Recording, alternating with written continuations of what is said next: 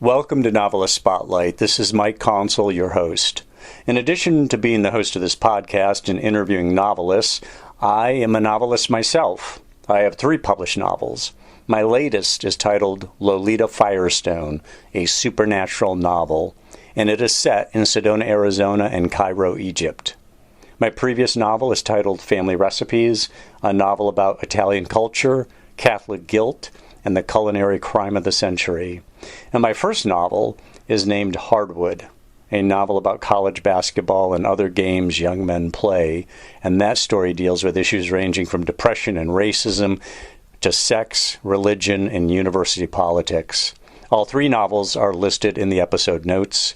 I hope you will buy them, I hope you will read them, and I hope you will thoroughly enjoy them.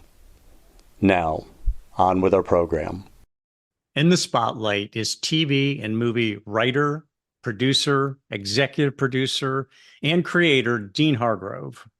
He has been writing and creating television series since 1961 when he became a staff writer on the first Bob Newhart Show. I think I've seen every episode of that show. I've watched it all the time. He became the sole staff writer on The Man from U.N.C.L.E., another series that I watched assiduously. And wrote the screenplay for the pilot Columbo. You get the idea here. We're going through some of these credits, and I've watched all of them. And you listeners, I'm sure you've listened to a lot of them. There's more to come here. Thereafter, he created and produced Matlock, Jake and the Fatman, Father Dowling Mysteries, McBride, Jane Doe, and Murder 101. He wrote and produced 33 Perry Mason movies, executive produced series and TV movies in the United Kingdom, Italy, and Brazil. Add to those programs such as My 3 Sons, Diagnosis Murder, It Takes a Thief, The Name of the Game, McCoy, Dear Detective, Return to Mayberry, McCloud, starring Dennis Weaver in his fur coat, in his or furry coat anyway, in his cowboy hat and his, I forget if it was a 38 or a 45, but a formidable character there, like many of the characters that Dean Hargrove created. And he's not done. Dean Hargrove is currently developing a radio podcast series titled The Trials of Johnnie Cochran, the famous civil rights attorney and defender of O.J. Simpson during his murder case, as well as a potential British TV series titled The Trials of Joan of Arc. From a small town in Kansas to Hollywood, California, Dean Hargrove, thank you for coming on the program. Oh, I'm very flattered you're talking to me. People don't really care that much about writers, as it turns out. So I think you're doing a great service. Well, the thing is that your name is not one that people necessarily know, but your work. And not only do they know your work, but they have spent, I think most people have spent, especially people of my age category and even a lot younger, have spent many hours entertained by the work you and your comrades did. Let's go back in time because we do like to talk about writing. And I've never had a TV writer on the program before. When did you start writing and why? How old were you when you figured out that you really enjoyed being a wordsmith? Well, it's really when I was in college. My mother had ideas and admiration for writers. She was an inveterate reader, and she did a lot of sort of writing for herself at the time. And so there were always a lot of books at my house. Many times when we were there, when my father was out traveling on business, we'd sit at the table, and when I was even 9, 10, and we'd each have our book. And she said, someday some woman is going to hate you for letting you do this during dinner. My real ambition was to be in the movie business. In the little town where I came from, which was Iola, Kansas, a very pretty and nice town in those days. The people that I saw living on the screen were so much better off and having a better time than I was. I said, I'd really like to be there. So when I went to the University of Wichita, which is our Wichita State, I tried to take courses that would help me do that. I worked on varsity shows and whatever I could do. I made some student films, which were very haphazard, because there really wasn't a film school there, and people weren't going to film schools because there weren't that many. So that's kind of where it was. I had a lot of help at the university with people in the English department. My mother was the executive secretary to the head of the political science department, which turned out to be my final major while I was there. So this little town that you grew up in was near Wichita State. Well, in terms of most people would think of, it was very close, because for us, it was a long time, long space in between. It was a What do you mean by a long space in between? A long distance? No, it really wasn't that long, but in Kansas, everything seems to be a long distance because there's not that much there between towns. Yeah. So yeah. if it was out here, they'd say, well, it was just out in Claremont, but over there was over 100 miles, which seemed like a very far distance to us. Right. I should tell our listeners that Dean Hargrove lives in Brentwood, California, out there on the west side, the Hollywood, where the a lot of Hollywood people live, TV and Hollywood type people. So that kind of explains you're seeing movies, you're seeing TV shows, you're seeing movies, and that kind of explains why you decided you wanted to write television or movies rather than books. Even though your mom was an inveterate reader, right? She read mystery after mystery. Is that right? Oh, that's correct. Always. Yeah. We had many boxes full of paperback books. Did you ever think back? I mean, during your career, you've had this long and storied career. Did you ever at any point decide, I really want to write a novel because I want total control over it and not have to deal with the talent involved in the studio and whatnot? Well, I'd thought about it, but I was always afraid that I didn't have sufficient literary style or to do anything novelistic. So I was intimidated by that. And fortunately, I was always busy, so I didn't have time to trouble myself with it.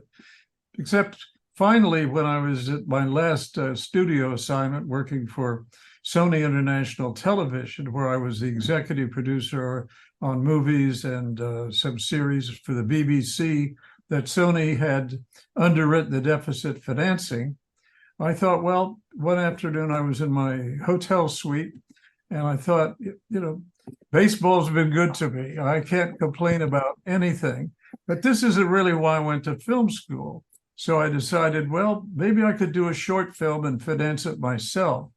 So the next day I had an idea just out of nowhere. I thought, well, there's two kinds of tap dancing.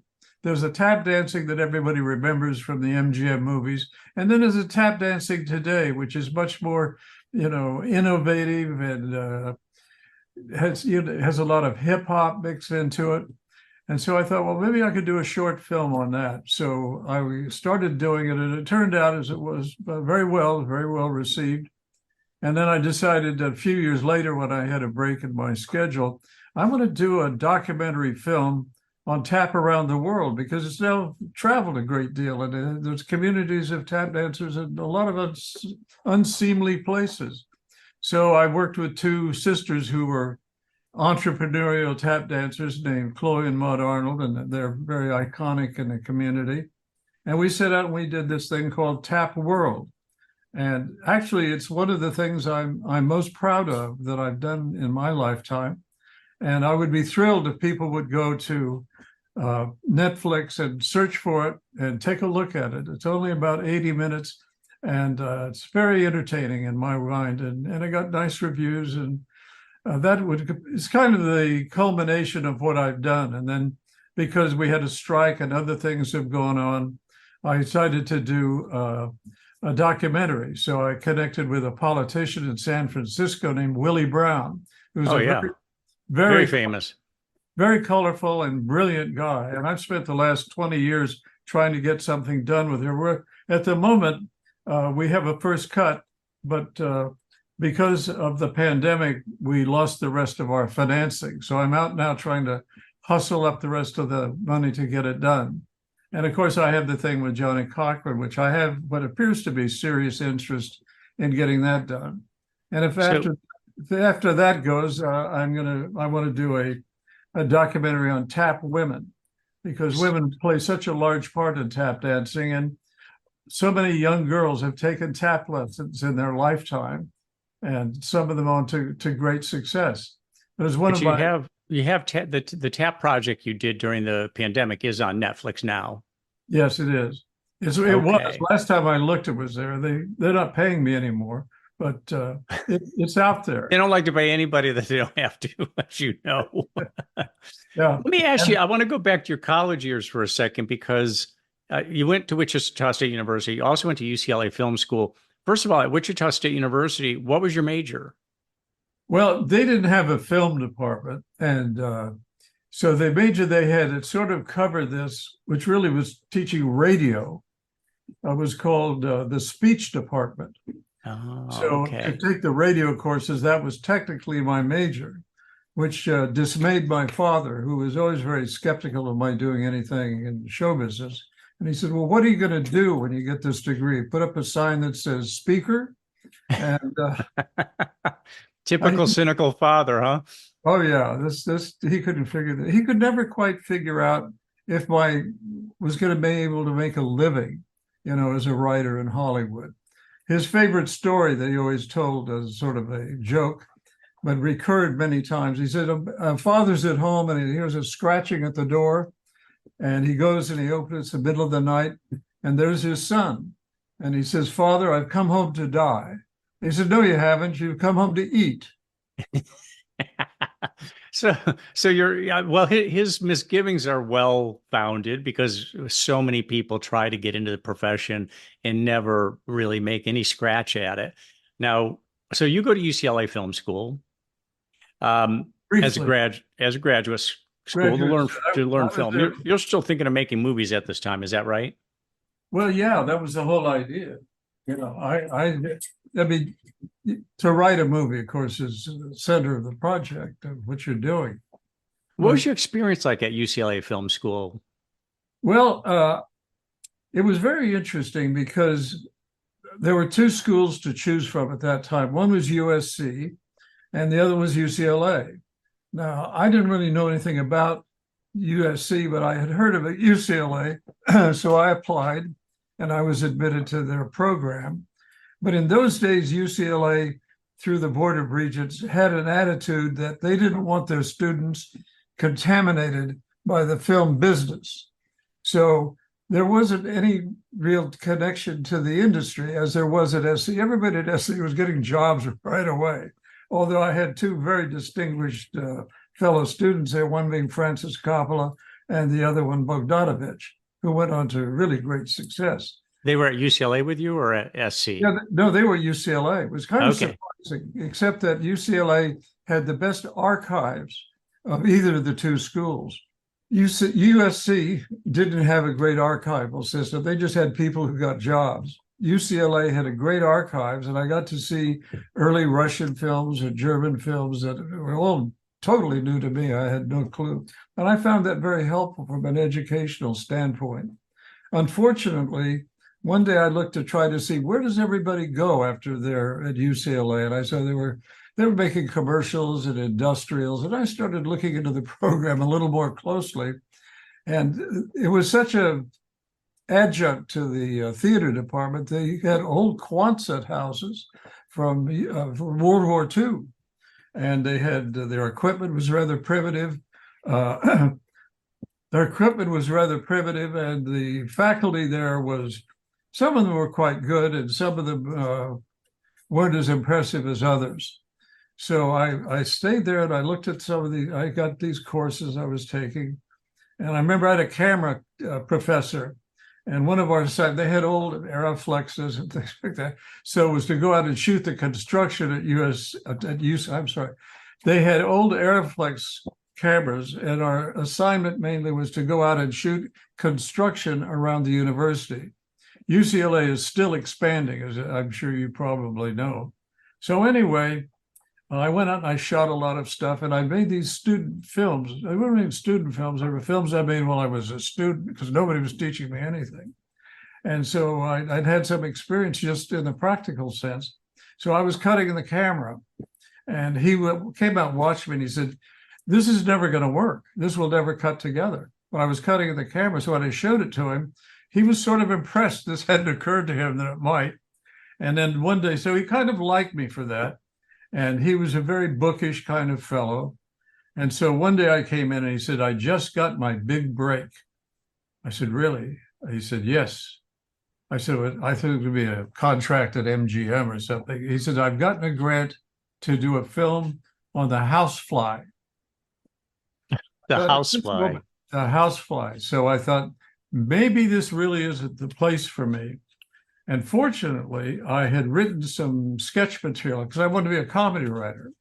And I showed it to a girl I knew that introduced me to a guy who was part of a writing team on Make Room for Daddy with Danny Thomas.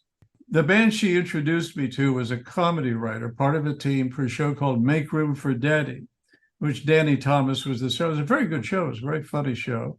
So he agreed to meet with me. And so I go over to his house and he's talking to me. He's a very dour fellow, as many comedy writers are. And he said, well, what have you written? I said, well, nothing. He said, well, why don't you write something? This was a revelation to me. So I went home that evening and over the weekend, I wrote some sketch material, which I took back to him. And he starts reading it. And comedy writers many times will do that. They'll read something, they'll say, that's funny. Uh-huh. That's very funny. That's okay. That's funny. So I'm sitting there waiting for him to finish. And he says, well, this is what passes for very good in Hollywood. Now, all I heard was very good. But on the way home, I'm saying passes for very good in Hollywood. And anyway, then it was encouraging enough that I took this material and through some weird set of circumstances, I met up with a comedian named Bill Dana, who in those days was doing Jose Jimenez, which politics at the time, he had to eliminate the character at one point as being racist. But he gave me $500 to do the B-side of an album doing this material that I had. And this is my first real job. I mean, I was figuring out, well, this is going to be, sunshine from here on. And so I worked on this thing, but he had me work with another experienced writer. And then he says to me one day, I'm going back to Chicago to meet with Steve Allen. He's doing a new show on ABC, and I want to present you to bring you on the show. Let me ask you, for the person who wants to be the next Dean Hargrove or David Kelly or Francis Coppola, is UCLA film school, a formal education in film school, necessary, or has that changed, or was it never really necessary? Well, I don't know that it's necessary. It's sort of like law schools that churn out lawyers that don't have jobs waiting for them. I mean, the University of Rome turns out thousands of attorneys, but none of them have work because law firms there are just little studios. It's kind of magnified over here. So it's very tough, to get somebody to pay attention to you. So people always have to look for back doors to go in, and whether they went to school or not really doesn't matter. I mean, you have to know, or you have to figure out what you're doing. I think it's helpful to have that because particularly for your own aesthetic, you need to be exposed to all kinds of films or television shows. Television you can see on your own. Personally, I don't think that it's necessary to do that. There are a lot of filmmakers, talk to Quentin Tarantino. His film school was a video store. I mean, that's not to say that it wouldn't help you, but I don't find it a necessity. So, true or false, we are living in the golden age of television? I think that's a very interesting question because that comes up every once in a while. And somebody's asked me that, and they say, well, the 70s were the golden age of television. I said, well, in some sense they were. Today's films are much more sophisticated. Everything is better, I think. Not necessarily the writing, but in some cases it is. And I thought about that a lot. And I said, well, why do they say that about the 70s? And then when they say that, my theory is that if you look at the shows from the 70s, most of the time the show was the name of the character. Columbo, Rockford Files, Starsky and Hutch. You go down the list. You don't have that today. They're not as driven by character. They're driven by mechanics, and also the hardest thing to get somebody to do in television is watch your show, just to get introduced to the show you're doing. So what they do now is they're taking all kinds of formulaic ideas and turning them inside out. We've got a black cop and a white girl and a Mexican girl with a white guy and a black. You have all these permutations, and they're doing anything that sounds interesting. So the show may not have any legs at all, but they get somebody to watch it. And anyway, that's and it might or might not catch on. But would you agree that today the shows tend to be more ensemble than lead character? Absolutely. Yeah, I mean, they have to do something to give it some kind of dimension, because otherwise, why ain't anybody going to turn it on? And a lot of these ideas, as you were just pointing out, they don't have legs. I mean, they go on and they're off. And people say, well, there's so much more television today. Well, that's not actually true. When I started in television, The Man from U.N.C.L.E. was 36 episodes a season. You now have shows that come on for 6 episodes a season, and then they don't come back. But if you're driving around Los Angeles, there's so many billboards, you say, well, you're not going to have time to watch all these shows. But it turns out you will. And there's some great shows now. I'm not diminishing what's going on now, but I just think in general, there are things about both eras. Films are more sophisticated. They don't have the restrictions of censorship that they did. That's a big one right there, don't you think? Because you couldn't really make, I mean, if you wanted to do a mob series, you couldn't make it authentic because mobsters don't talk in clean language. But you weren't allowed to use profanity until the paid channels came along, the streaming channels. And it was kind of like, well, these are for adults, and we're not under the strictures of ABC, CBS, Fox, and so on. So would you say golden age of television is today, or was it the 70s? Well, I think there are elements of both. I mean, certainly there's more sophistication in television today, but I think the problem with television today and why so many of these shows don't make it, and some of them do and some of them are terrific, but it's the fact the 70s had character shows. That's where you started with Kojak or Columbo, and I think that's the center of any show is the character. I mean, it's if they hook into the character, that's it. If you watch Columbo, what's that show about? Well, the formula is okay. It's not a bad idea. The two guys who created the show, Levinson and Link, that was Crime and Punishment. That's where they took the idea. And it was very clever. And the character, as embodied by Peter Falk, was endearing. And, it's like in Italy, when the show was on, they'd stop movies in the middle of the movie and put up the television show, Columbo. I mean, it was a fantastic international success. And it's hard to find anybody that hasn't seen an episode of that show. It's still playing now. Oh, yeah. And I mean, you can just mention Columbo just as a point of reference, and people know. And it was definitely a very well watched television series. Let me ask you about how did you practice the craft of writing when you knew you wanted to be a writer? What did you do to practice your craft? Did you do anything formal? Did you do anything in terms of you sat down every day and practice for X amount of time? And what was the nature of that practice? How did you actually become a writer, develop your writing skills? Well, at university, I made the most progress in trying to become a disciplined writer.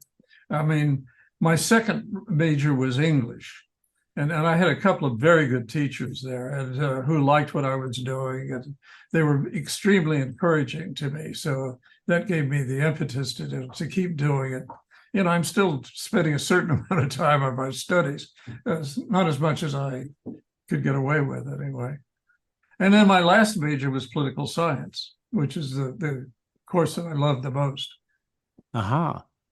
Wikipedia says you, meaning you, Dean Hargrove, has specialized in creating mystery series. Any dispute with that characterization?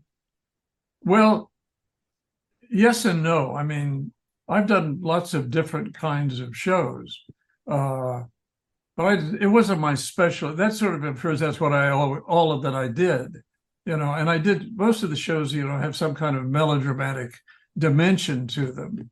But like I did a show called Madigan with Richard Widmark. I did a con show with Tony Curtis called McCoy. So, and I did Perry Mason, which was already developed. I just took it and put it into a more contemporary form. And there's another example of the name, the character. That's what that show is. It was a very convoluted mystery. I never liked the show in the beginning of the 60s. I never watched it because there was all these, convoluted, highly convenient things that happened in them that I just had a problem with. I don't like mysteries per se. I like suspense. My favorite Hitchcock is my director, Yeah. That's not a bad touchstone there. And I've seen, I think, literally all of his films. I have every one that's ever been on a DVD. I mean, they're a study. What's your favorite? Which one? Hitchcock. Two, Strangers on a Train and North by Northwest. Oh, wow. You're making a point, though.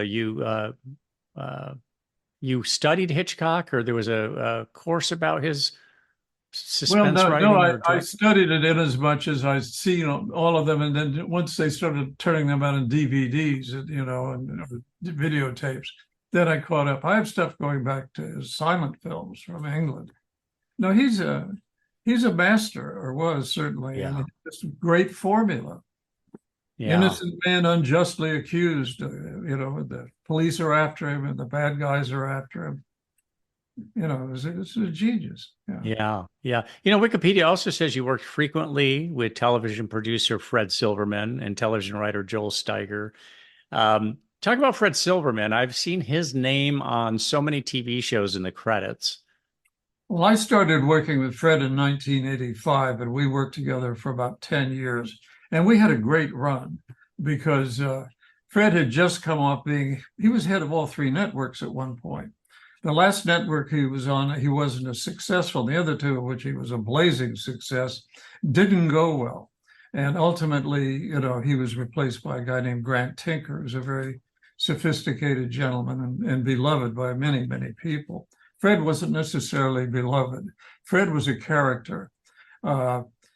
There are so many stories about Fred Silverman that everybody's got one, whoever worked with him. And so very colorful, huh? Oh, very, very colorful and a real character. But he had one thing. He had an innate sense of an audience. He just had this thing that he knew when something was really going to work. And on that basis, he totally turned CBS around, took away all the rural programming like, Andy Griffith and things like that, and brought in All in the Family. When he was at NBC, he saw the pilot for Hill Street Blues, and he said, that's on the air. One of the... So he had an instinct for what the viewing public was really going to have an affinity for. And he's the thing with the stuff that we did, his genius was that he said, there are a lot of guys around, I think, still have a series in them.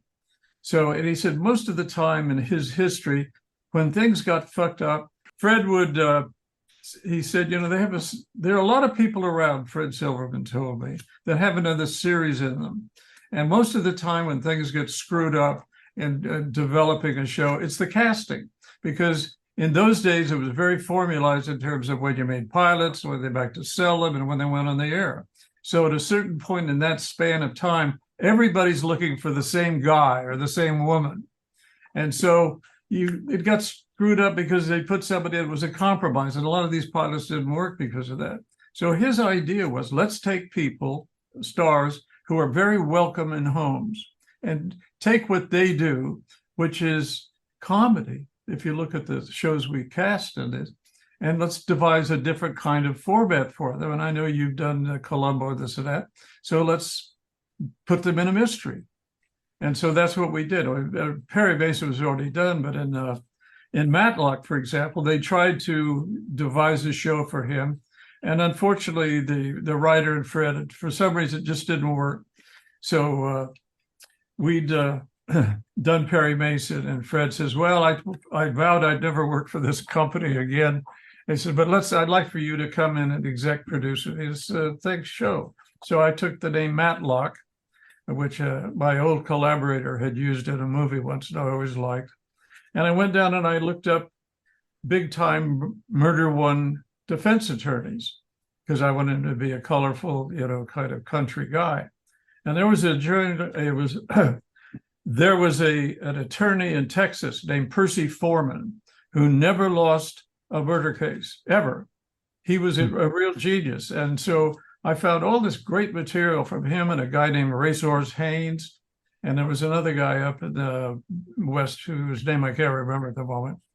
And so I just took their kind of material and I used that as the character, and we put it on. And this again is part of my thesis about character. Some episodes and series you get out now, if they're a big success, they could run 4 or 5 years. We did 198 episodes at Matlock. He was just welcome in their home, and they just couldn't get up. The only knock on these shows were that they were old skewing, and network sales departments hated the shows, but they couldn't get rid of them because they got such big household numbers, the demographics they were looking for.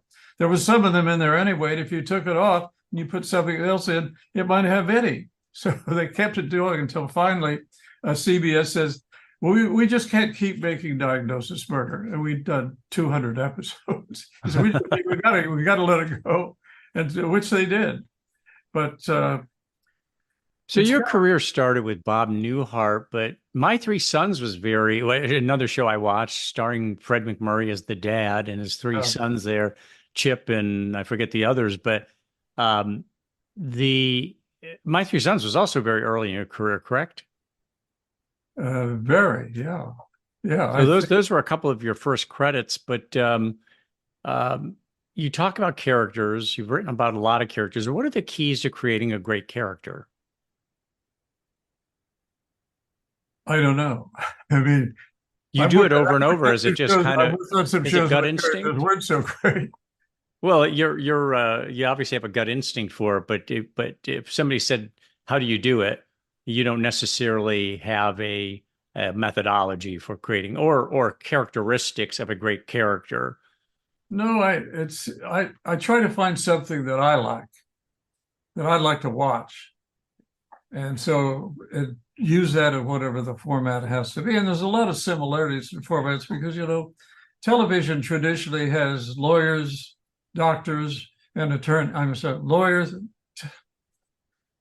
Television, lawyers, doctors, attorneys, and private eyes. Yeah. Right? Yeah, doctors and attorneys, private eyes. That is, you can solve their story in an hour. And for a long time, networks did not want serialized shows, of which almost all of them are these days, certainly to a great extent. Yes. But now, go ahead. No, I'm sorry. No, usually if I know I'm going to do something in a genre, because somebody wants that, or we think we can sell it, or whatever it is. So I try to find a character that amuses me, that I like, because that's when you can have your best time, and I think you get your best result.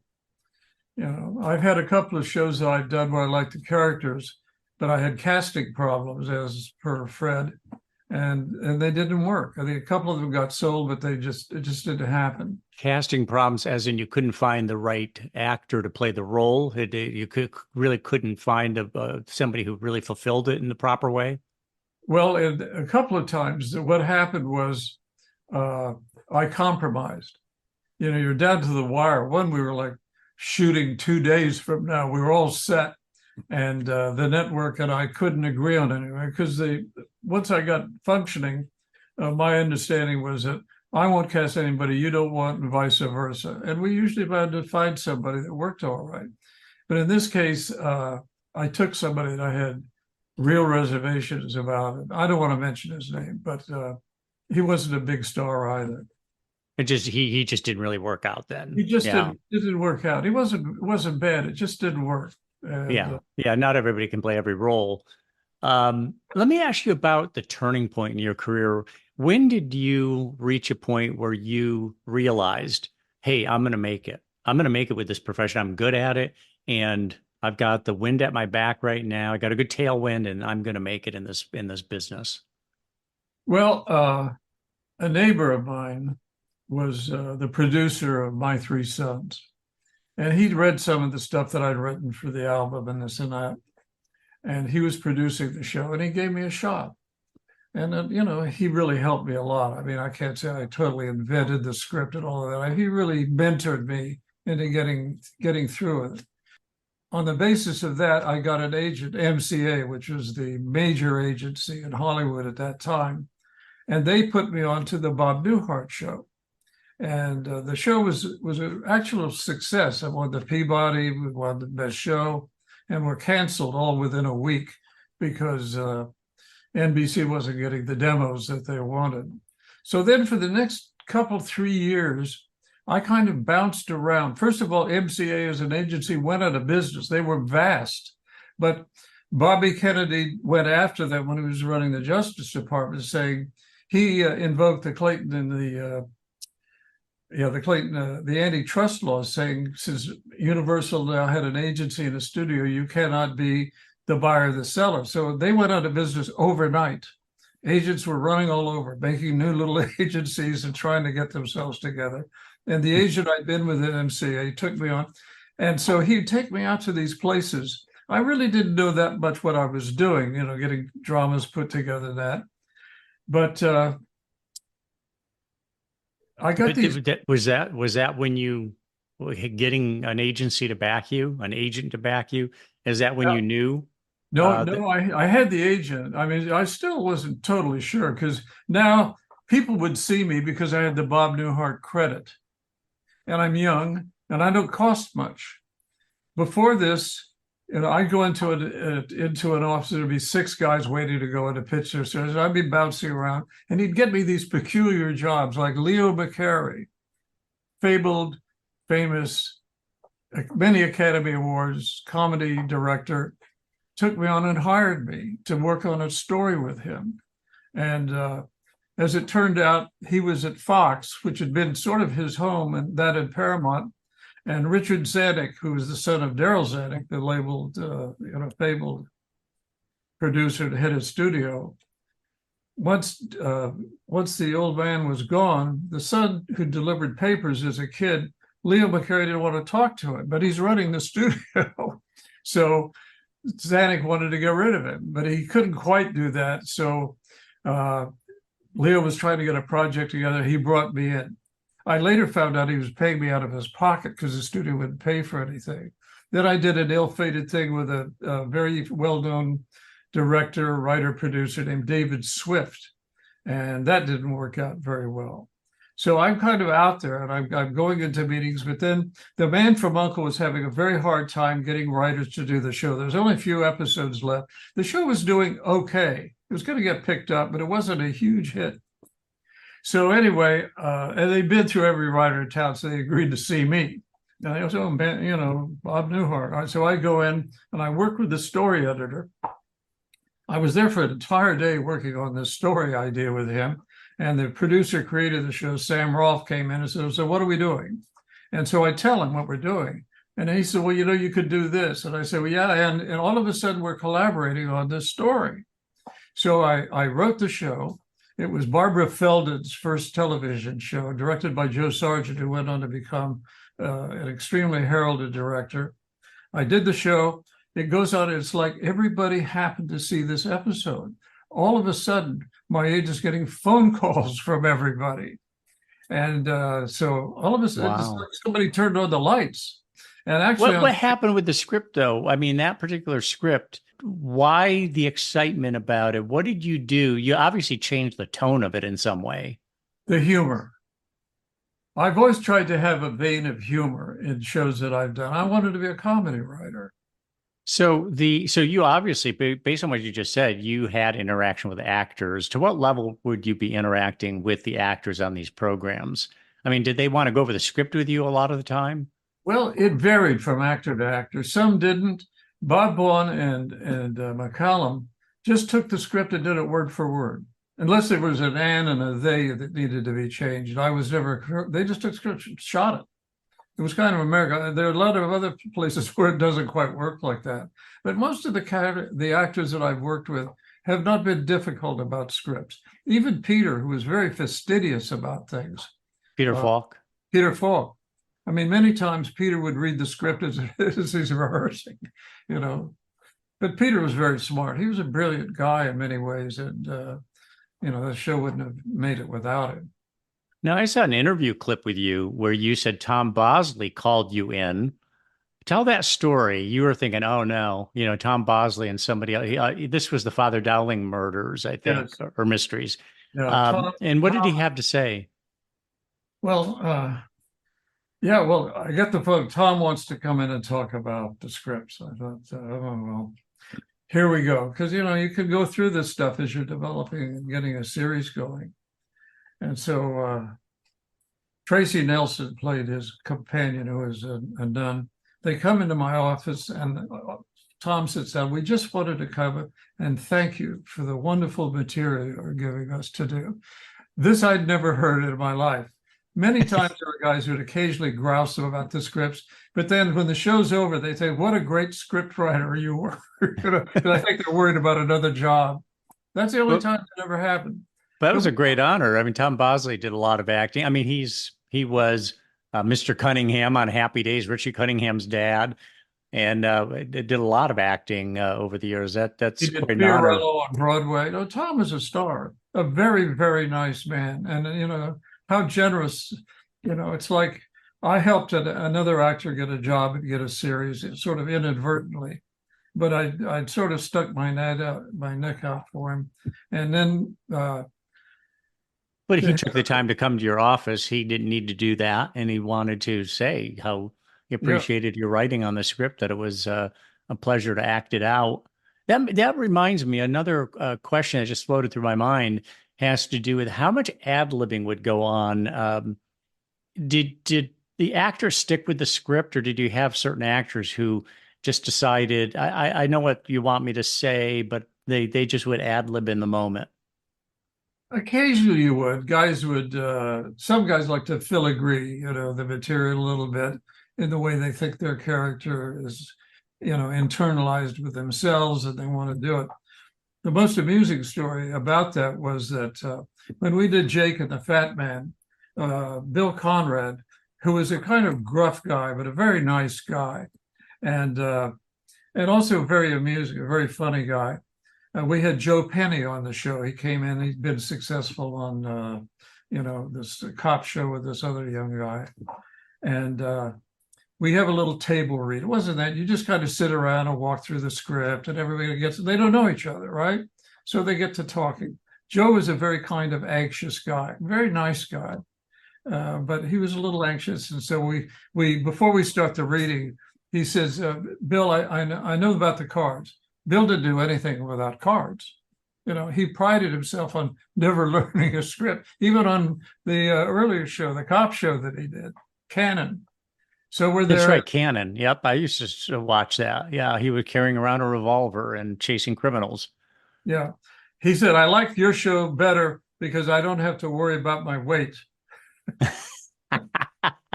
Yeah, I guess when you the Fatman, you lose your job if you lose weight. So anyway, we're sitting at this table, and once we go through the read, and that Joe says, "Listen, Bill, I know about the cards. It's great. It's great. I have no problem with that. But sometimes I like to kind of maybe change things a little bit, and I'll stay on the point, but maybe a little off of the thing."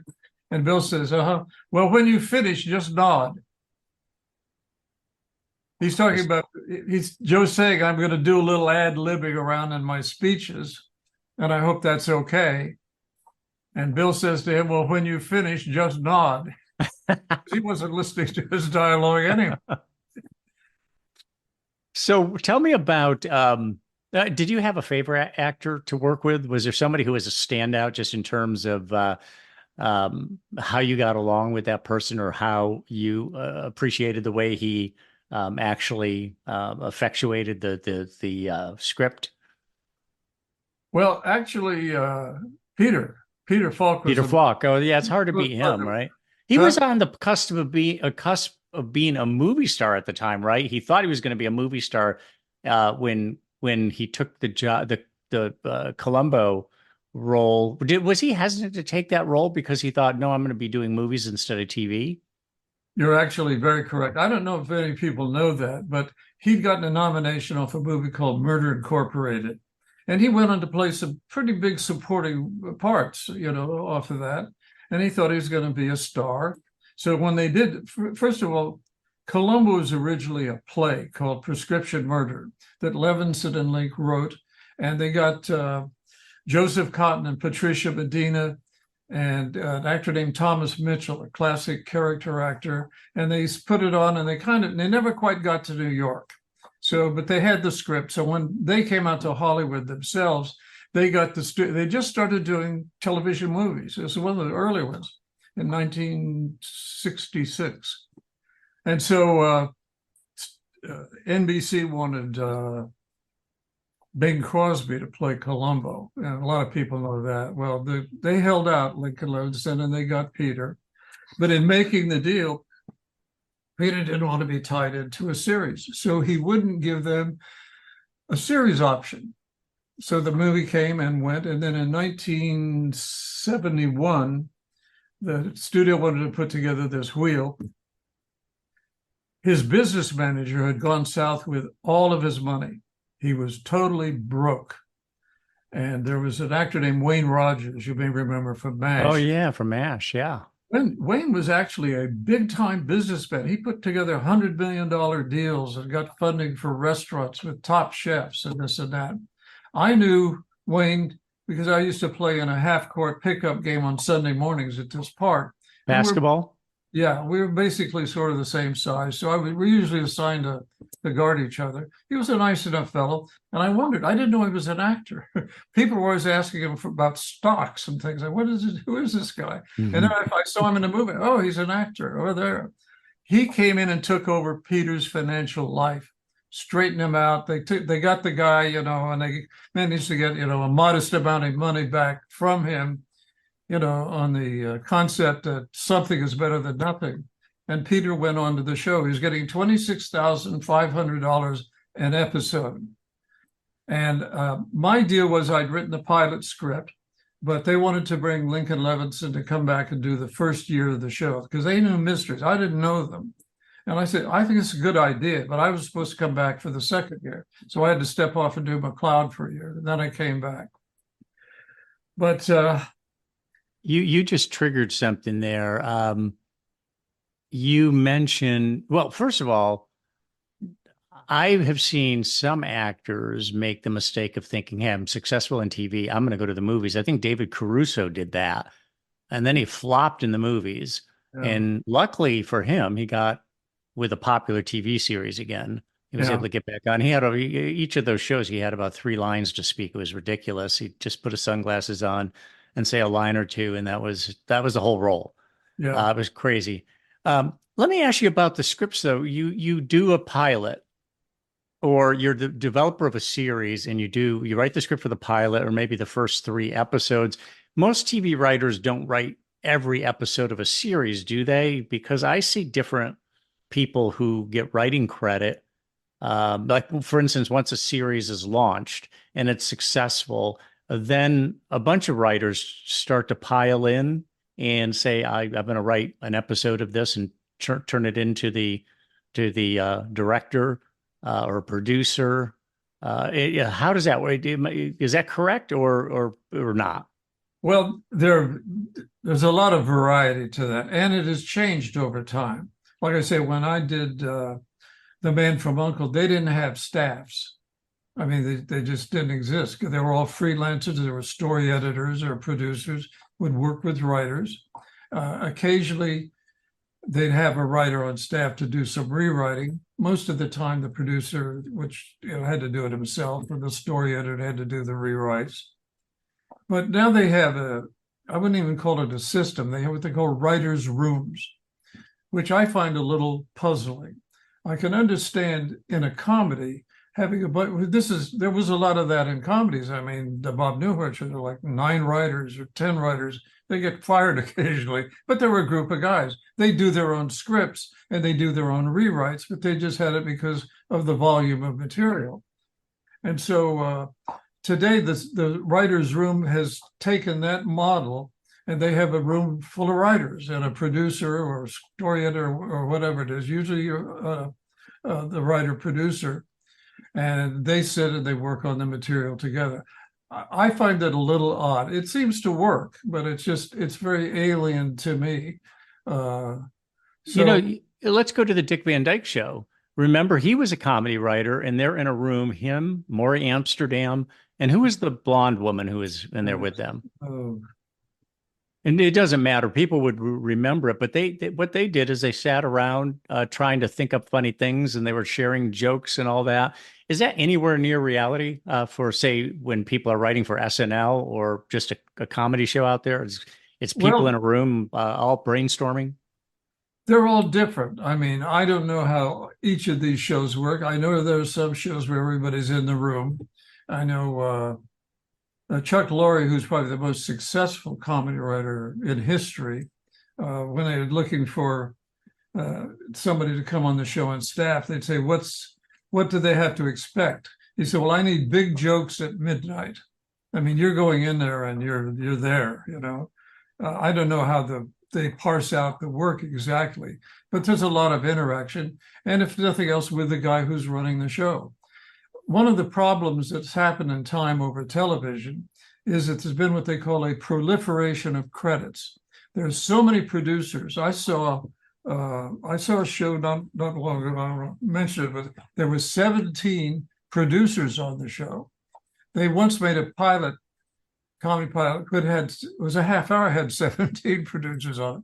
So the Producers Guild forever has been trying to get a minimum basic agreement like the writers have and the actors have.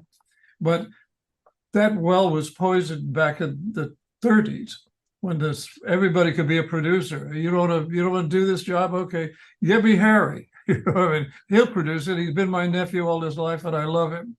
And that's why the writers first struck. It was a big deal because nobody could guarantee their credits, except the Writers Guild was formed, and they protect their writers. But they have a minimum basic agreement. They have a contract with the Producing Association. And there was no such thing for the producers. Anybody you could put anybody's name on it. And so that was... It didn't really mean anything. Even today, my understanding is if somebody's listed as a producer, it's the executive producer that really holds a position of some authority and esteem. Is that right? Being a producer is just a courtesy for a lot of these actors who, like, you know, Brad Pitt is one of the producers of the movie. Well, what does that mean? I don't know how much he produced exactly. Well, the Producers Guild has a set of definitions of what titles could go with what functions and how many functions you could have that is getting the credit. And so what they came up with was a name called the showrunner, because there's so many credits. You don't know what anybody did. Somebody, they may be the actor's agent, they may be somebody's relative, and somebody who owned the material. It could be anybody. So that's where that term came from, because otherwise nobody knew what anything happened. And so back when they didn't have staffs, a lot of the shows didn't have staffs and they would just use freelancers. Didn't that make it difficult to have any continuity to the show? Because unless they had kind of outlined how every show in the series is what it's supposed to accomplish, writers are coming in and just, you know, they understand what the show is, so they write a script for it, but it doesn't necessarily have continuity, correct? Well, yeah, that's true. And I think that's a problem sometimes. You can even see it. I remember I watched a Dexter episode where John Lithgow was, Dexter was trying to catch him. And he insinuated himself with his family. He was there for Thanksgiving. Everything falls apart. And they wind up having a fight where he's got a knife over John Lithgow. In the next episode, there's no mention of this. There's no affect from it at all. So you figure, well, somehow in the rush, they just, well, the curtain's going to go up and they'll just accept whatever we're going to show. Whatever we throw at them, yeah. Yeah, no, in fact, there was an organization, and they still exist, I don't want to demean it in any way, called the Caucus for Writers, Producers, and Directors. It came into being because of what was called then the FinCyn rule, the financial syndication rule, because networks were only allowed to produce a minimum amount of programming. So the studios functioned in as much as they would have the writers under contract that the studios wanted to be in business with. So because of that, the studios had leverage with the networks, and it's very good for the writers because they put them under contract, some of them for a few $100,000 a year, and, you know, develop a show maybe over that time. When they decided to get rid of the system, one of the producers at a studio said, or executive really said, why do we have to pay these guys so much money to sit around Starbucks? Which is actually true. So that little miracle went away. Go ahead, Dean, finish that. So the SINFID rule was limiting the ability for networks to produce and share the profits of series, which they desperately wanted. So they went to Congress and they made a big pitch saying, you know, we just can't make it. We're losing money every minute and we don't know what to do. So we really need to be allowed to produce ourselves. And somebody said, well, what's going to happen to the independent producers? He said, we love and we need independent producers. We can't possibly do this all ourselves. You know, we need these wonderful, experienced, talented people. So they let them produce all these shows. What happened to the independent producers? Unless they went to series and got a job with the network, they're not around anymore. In the year of Perry Mason Returns, the show that I did, which it wasn't a pilot, was the episode to try to sell the series.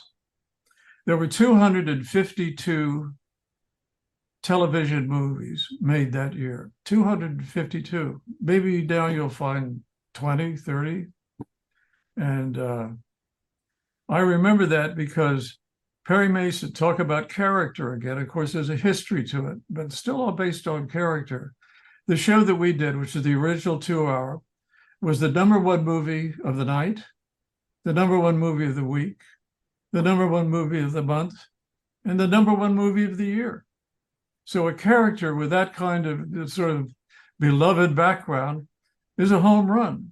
And so Fred's genius was saying, let's take Andy Griffith, and let's take Tom Bosley, and let's take Dick Van Dyke, and we'll design a show for them. So my real function of the show was to find a format and a character that would deliver what you sort of expected to see from that performer, but put it in a new venue. And it worked great. I mean, how many shows did we do over that 10-year period? It just got to a point where the demographics sort of killed all of these series ultimately. But they had, you know, they were very successful just for those reasons. I mean, Matlock was canceled by NBC, ABC put it up. Father Dowling was canceled by NBC, ABC picked it up, you know, because they had, I know they had a need for content. I'm starting to go on about this a little too much. But they had a need for content. That's why they picked it up, right? They wanted that audience, even though the demographics weren't the best. They weren't the best, but like Father Dowling was taken over to ABC to counter program against Cosby because they know there's an audience there, and they happen to like the show. They thought the show was well written. And okay, they're not going to kill Cosby, but they're going to go out and just stop anybody from coming in and doing real damage to the show. And so they put it on. It went only about not quite 300 episodes. So I'm sorry. No, go ahead. Finish out that, Dean. I was going to say, although Columbo was the most successful show, Matlock was very successful. That's 198 episodes. It's still on. In many ways, I liked Father Dowling the best, just as a piece of work. I mean, Columbo was a great show, but we did a lot of very kind of amusing and interesting and slightly eccentric episodes on that show. So on which one? Father Dowling. So Father Dowling. It felt a little more like my show in that sense. Was that your favorite one to write of all of them that you've written in your career?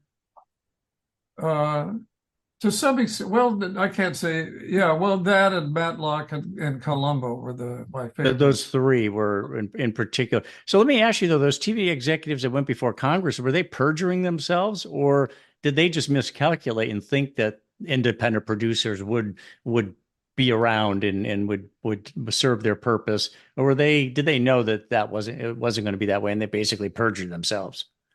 Well, I would say Or that, can't you answer that question for fear of yes. not getting work again Well, the rest of your life? well, I think that they, I think they exaggerate. Yeah, they paint the rosiest picture because they want what they came for. Sure. So talk about the lifestyle of a TV writer. Talk about Dean Hargrove's lifestyle over the years, or at least, yeah, like your version of it. I mean, your lifestyle as a TV writer, I'm sure, is different than many others. But is it an enviable lifestyle in terms of you've got your time is your own? Obviously, you have to work hard, you have to produce. But what's the lifestyle like? Well, I guess I can only talk about mine because it's, everybody's different. But I've had a great life. I mean, I worked very hard. I'm doing multiple shows. I'm up at 6 a.m.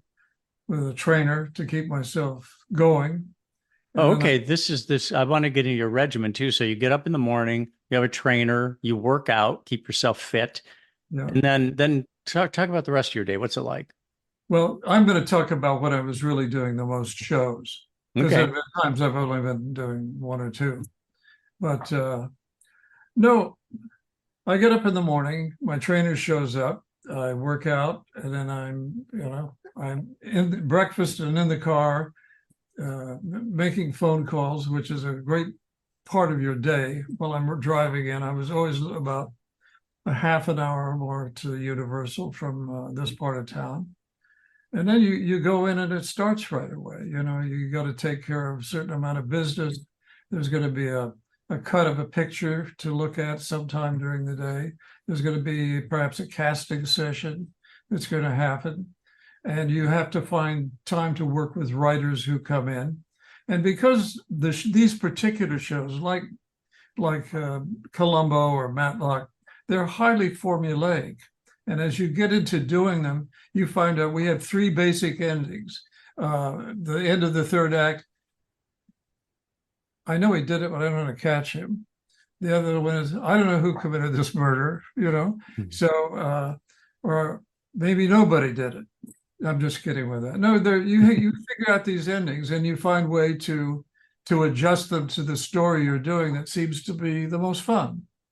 And that takes a lot of time because I had a couple of staff writers who worked with me on rewrites. But in terms of the story process, which would be myself and Joel Steiger, who you mentioned earlier, they would come in and they pull out the yellow tablet. The Writers Guild, when you bring a writer in, they allow you to have a meeting, present their idea. If you bring them back, that's a story commitment. And what you do is you make a story with an option for teleplay. My point of view was, if I have a story that's worked, I know I'm going to get a script out of it. If the story doesn't work, I don't go further. And as a matter of fact, of the years that I did Matlock, there's only one script that we didn't shoot because it was in a location we couldn't find. Turns out there are no military schools in Los Angeles anymore. So that went out the window. But, I'm sorry. No, so for the people who actually, let me back up a minute. When you're on a project, you're doing a series and you need to sit down and write every day.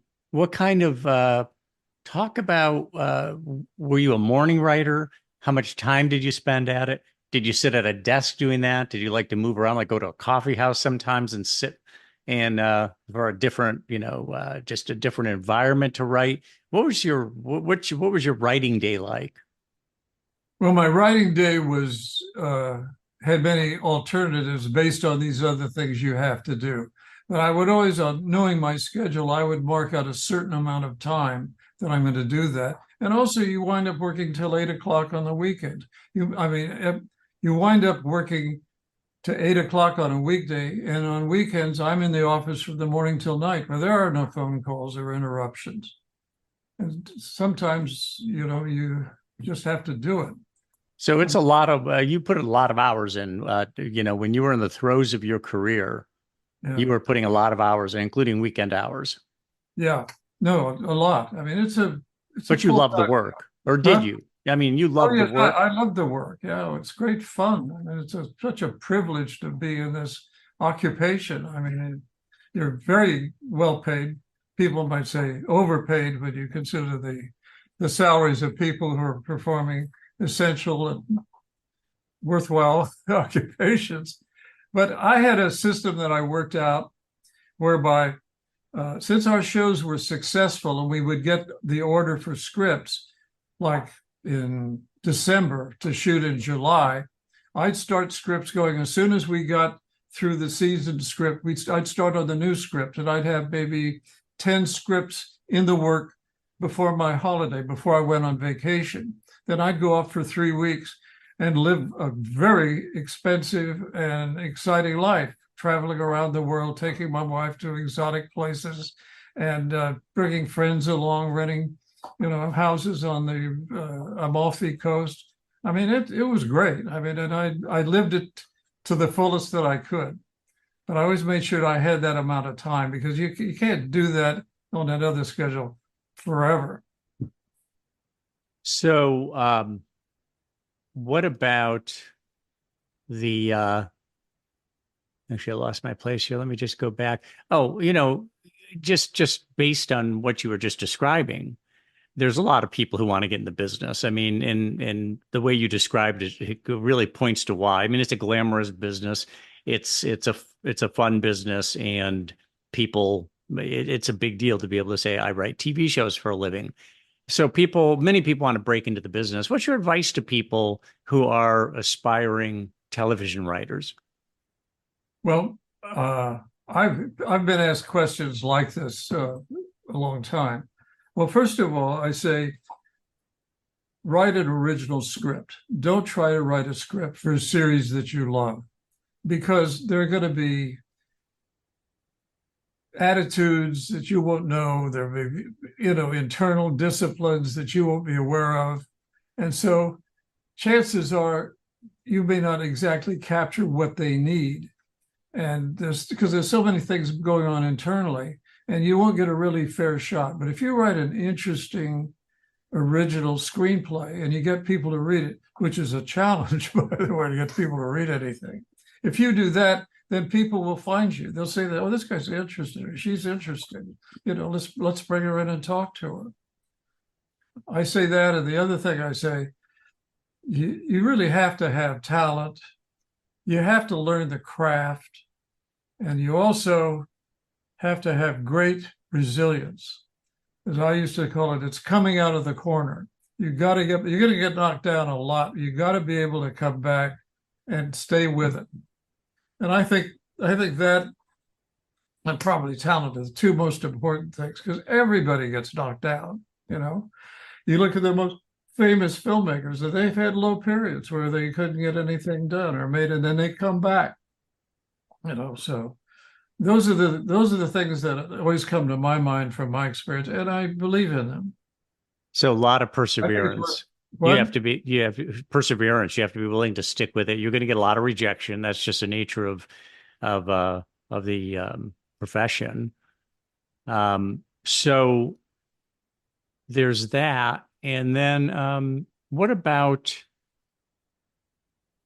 again, I lost my place here, but let me just get back there.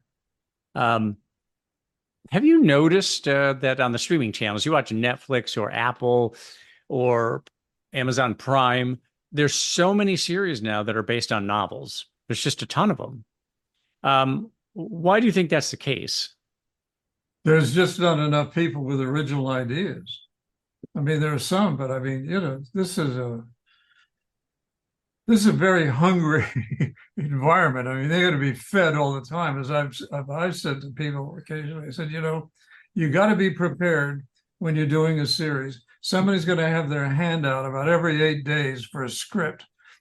Producing a show is producing a script. For me, that's it. The rest of it can all be taken care of. How well you do it, how good you are in your choices of people to work with, that's something else. You come up with a great concept, you come up with a great script, and there's people to do everything else. They're to act, to Yeah, shoot it, to yeah, direct it, and everything. yeah. And they're hungry for material. Isn't that why they call this the golden age of TV? Because there's so many different, not just networks, but these streaming channels that there's just gobs of content needed.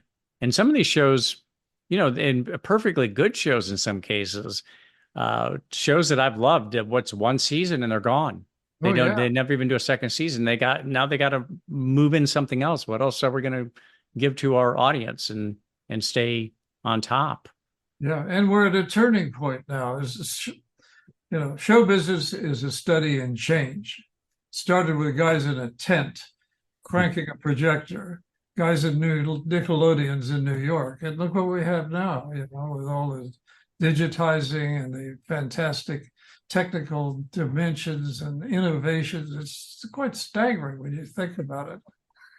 I heard you mention craft, understanding the craft, but I also have heard you say writing is an art and a craft. Talk about suss that out for us. Talk about the two. Why an art? Why a craft? What's the difference? Well, I had one writing teacher, a man named Laios Egri, which in the 60s, he had a book called The Art of Dramatic Writing. This was the book. It's on everybody's office at that time. And he'd gotten older, and he came over here. He's a Hungarian guy. And when I met him, he was quite elderly. When I met him, he was quite elderly. Very nice man.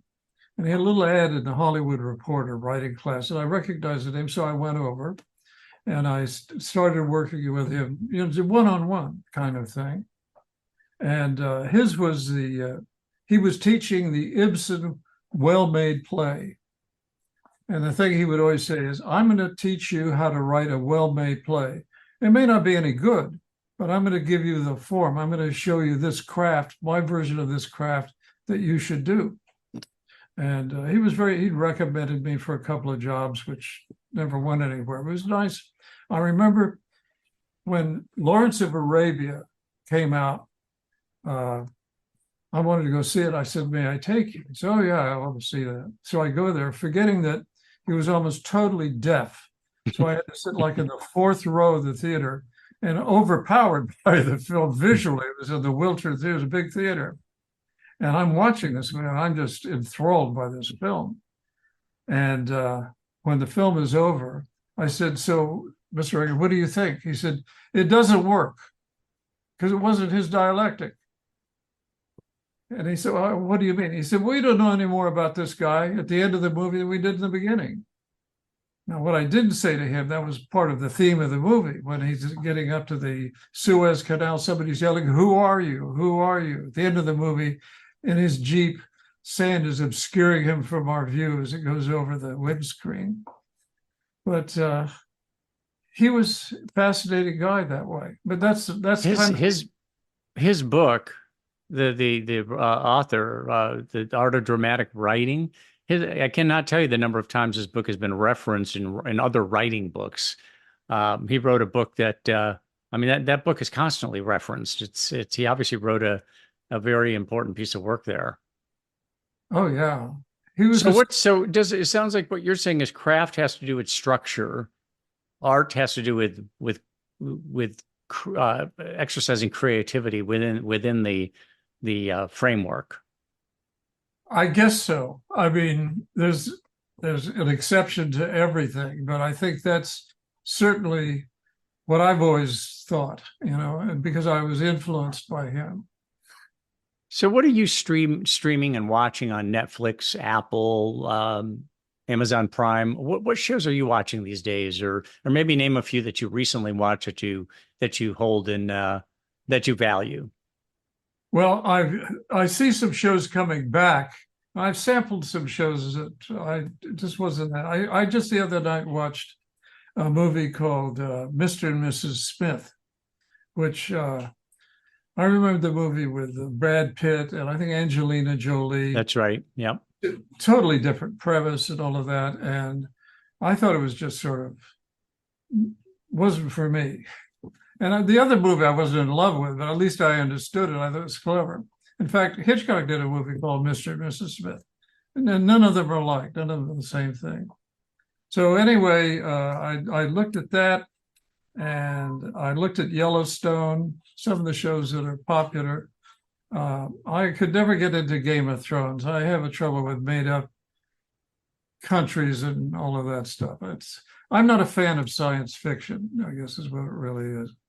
Mm-hmm. Well, that's not science fiction, but you're talking about I mean, that thing was just one murder after another, and and fake civilizations and all that. I just didn't get it. So what I did do is I went back to one of my favorite shows, which was Luther. You remember that with Idris Elba? I know the name. I don't recall it, though. I'm not sure if I ever actually watched it. This is a great show. Fascinating show. And what was it on, or is it on? Well, it was BBC, and I think I watched it on Netflix, I believe. It was either Netflix or Amazon. Okay, Luther. Luther, you should watch one. And there's an actress in it named Ruth Wilson, who's a really interesting actor. And evidently, I've read more about her. She's a very interesting person. She did a stage play. The whole play was 24 hours. It was like a one-man show. Wow. But she's really interesting. You should try one. My wife didn't like it that much because it's got a lot of psychosexual stuff in it that's a little too grim for her. I might have to watch that one alone. My wife's that way too, that she'd probably opt out of that one, but I could always watch it alone. Yeah. It sounds interesting. I love the psychosexual stuff. I mean, to me, it can be really, if it's well done, it can be really intriguing. It's a great show. Luther's a great show. And the series that I fell in love with was Suits. Which was yeah. Did you see that? Yeah, we've watched a bunch of seasons of we haven't got all the way through it yet. It's actually reached the point now where everybody's just yelling at each other constantly. So it kind of went a little too far with just the constant yelling at one another. I'll tell you one that I really love, Dean. I wonder what you think of it. It was the Queen's Gambit. I loved that show. Yeah, and I'm just hoping they never make the intent was never to make another one, but that's because I felt like it was kind of a masterpiece, and anything you do after that is going to diminish the work you've already done. And but people cave a lot of times because the money's rolled out. And it's kind of like, just like The Matrix, I thought was a great movie. They never should have made the sequels because they were just trash. Oh, they were I mean, and it was a concept movie. Once the concept's out of the bag, that's it. Yeah. That's it. Yeah, there's really nothing to do with it. We're a little long on time here, but I wanted to ask you, as I said at the top, you're currently working on the radio podcast series called The Trials of Johnnie Cochran. And then you're also working on the trial of Joan of Arc. Talk about the Trials of Johnnie Cochran. This is a podcast series, a radio podcast series. What is it all about? Well, it's about dimensionalizing Johnnie Cochran, who is like Mandela to the Black community. And the story would be his, my point of view about biographies, you can either take an instance that illuminates the character like Sunrise at Campobello, or you can, which is one instance that does that, or you could do the life of Emile Zola and do the whole thing, to try to make it work. So the Trials of Johnnie Cochran, you're going to be reviewing the various the various people he represented and how the trials developed and the outcomes of them. Well, yes, that's the heart of it. Yeah, apart from his own progression as an attorney. What about the trial of Joan of Arc? Well, actually, I was listening to a podcast about Joan of Arc, and I thought, well, I know all about it. Well, I don't know all about Joan of Arc. There's a whole lot of other things going on, and the detail of it is fascinating, because as you know, it was the British were trying her because she'd been such a pain in the ass, they couldn't stand it. Mm-hmm. And they bait off this one village to help capture her. And then they turned the trial over to the French because they wanted to, this looked like, well, the French are doing it. It's really not us, and it's a real trial. As a matter of fact, I have a copy of the original trial. And the reason they made a copy was they know they were going to take a lot of heat for this. So they've got a transcript. So you can see these are all like 60 guys, jurists and priests and everything, examining her, cross-examining her all over the place.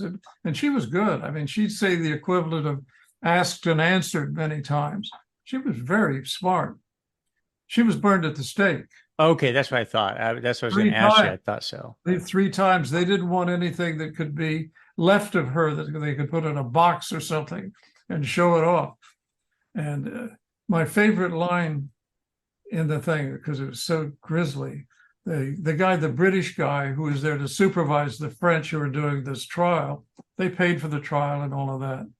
And the executioner, she's being headed towards the stake, says to the British guy who was running, he said, listen, there's a thing I do. I can, as the flames are going up, before they really hit her, I can kill her so she won't be tortured. And the British guy said, let her burn. Said, wow. Well, vicious. I've had a couple of things like this, which I've had people biting on it, and then something would go wrong, and then I'd still go on to something else.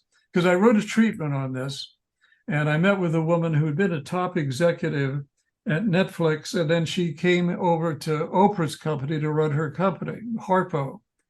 I met with her. She hadn't read it. She says, this is a great idea.